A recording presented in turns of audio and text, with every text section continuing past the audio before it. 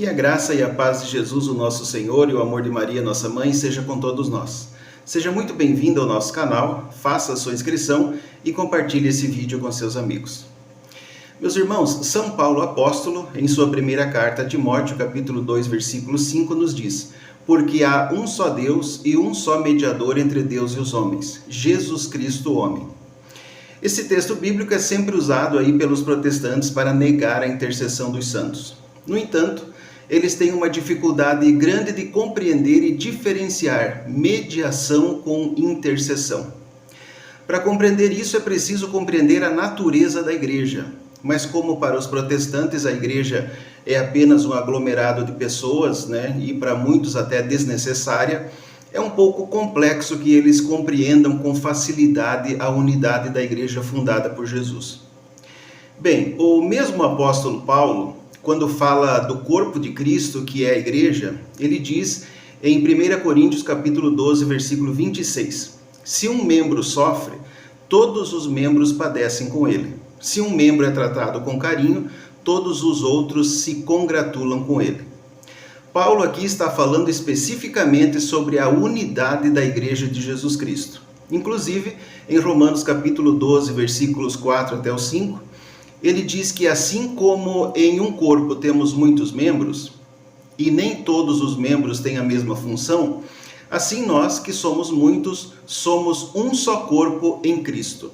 Ou seja, assim como existe um único corpo de Cristo, que é a única igreja de Cristo, nesse corpo os membros têm funções distintas. Uma dessas funções é orar uns pelos outros. É o que chamamos de intercessão. Muitos protestantes, arrogantemente, dizem que não precisam da intercessão de ninguém porque podem falar diretamente com Cristo. Mas pedem as orações do seu pastor, ou seja, pedem que o pastor faça orações de intercessão por eles. É claro que ele não está sendo mediador, Esse mediador é Jesus. Essa pessoa, ela pode falar, ela pode pedir, ou agradecer a Jesus por nós. Isso é intercessão. A isso os protestantes protestam, dizendo que só os vivos podem interceder. Nesse ponto, eles já nem negam mais que existe intercessão, mas só dos vivos. Porém, em Mateus capítulo 22, versículo 32, e em Marcos capítulo 12, versículo 27, e em Lucas capítulo 20, versículo 38, Jesus disse que o nosso Deus é Deus de vivos e não de mortos. E ele completa dizendo, pois para Deus todos estão vivos. Por exemplo, existem membros da igreja que não estão mais aqui entre nós. E não é porque eles morreram que deixaram de ser membros do corpo, ou seja, não deixaram de ser membros da igreja. Assim, a igreja é una e católica. Uma parte desses membros estão aqui, militando pela sua salvação, outros estão no purgatório, em estado de purificação final, conforme nós podemos ver em 1 Coríntios capítulo 3, versículo 15, e outros já estão no céu, pois combateram o bom combate, acabaram a carreira e guardaram a fé. Esses três grupos são a igreja, são o corpo de Cristo. Essa igreja celestial, que está em plena comunhão com Cristo e também em plena comunhão conosco, está consciente. Por exemplo, nós podemos ver em Lucas capítulo 15, versículo 7, Jesus dizendo que há uma festa no céu quando um pecador se arrepende. Ora, meus irmãos, se quando um pecador se arrepende aqui na terra, o céu fica em festa, é porque os que estão no céu têm consciência do que está acontecendo aqui na terra. Esses nossos irmãos que já alcançaram as beatitudes da salvação, em comunhão conosco, intercedem por nós.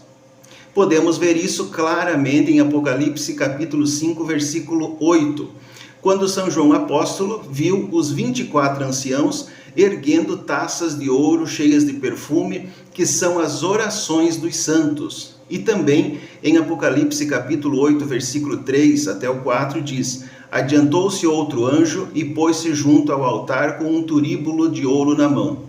Foram-lhe dados muitos perfumes para que os oferecesse com as orações de todos os santos no altar de ouro que está diante do trono. A fumaça dos perfumes subiu da mão do anjo com as orações dos santos diante de Deus. Estes santos que estão no céu, rezando, oferecendo as suas orações, estão rezando para quê, se eles já estão salvos? Eles estão intercedendo pelo grupo da única igreja que está nesse mundo militando pela salvação. É o que proclamamos no Credo Apostólico. Creio na comunhão dos santos, isto é, toda a igreja, militante, padecente e triunfante, está em plena comunhão. No parágrafo 2635 do Catecismo da Igreja Católica, encontramos: interceder, pedir a favor de outrem, é próprio, desde Abraão, de um coração conforme a misericórdia de Deus. No tempo da Igreja, a intercessão cristã participa na de Cristo, é a expressão da comunhão dos santos. Na intercessão, aquele que ora não olha aos seus próprios interesses, mas aos interesses dos outros, conforme Filipenses capítulo 2, versículo 4, e chega até a rezar pelos que lhe fazem o mal. Assim sendo, não são os santos que fazem os milagres, nem mesmo a Virgem Maria. Pois, no Evangelho de João, capítulo 2, versículo 3, ela não transformou a água em vinho, mas ela intercedeu pelos noivos junto a Jesus. Nas bodas de Caná, nós entendemos com propriedade a função dos santos já glorificados em relação a nós. Para encerrar, a intercessão dos santos não é superior e não interfere na mediação absoluta de Jesus, mas atua como coadjuvante na oração em favor dos nossos irmãos. O parágrafo 2634 do Catecismo da Igreja Católica nos ensina: a intercessão é uma oração de petição que nos conforma de perto com a oração de Jesus. É ele o único intercessor junto do Pai em favor de todos os homens, em particular dos pecadores. Ele pode salvar de maneira definitiva aqueles que, por seu intermédio, se aproximam de Deus, uma vez que está sempre vivo para interceder por eles, conforme Hebreus capítulo 7, versículo 25. O próprio Espírito Santo intercede por nós, intercede pelos santos em conformidade com Deus, conforme Romanos capítulo 8, versículos 26 e 27. Meus queridos irmãos, esclarecido isso, vamos então acompanhar mais um testemunho de conversão para a Santa Igreja Católica Apostólica Romana. Estou me convertendo ao catolicismo, mesmo sendo criada na igreja evangélica. Eu tenho um amigo muito próximo que ele saiu do protestante, da igreja protestante, que é a igreja evangélica, e hoje é católico. E desde que aconteceu isso, eu ficava me questionando. Mas será? Não tem esse negócio de adorar santo? Esse negócio de adorar Maria?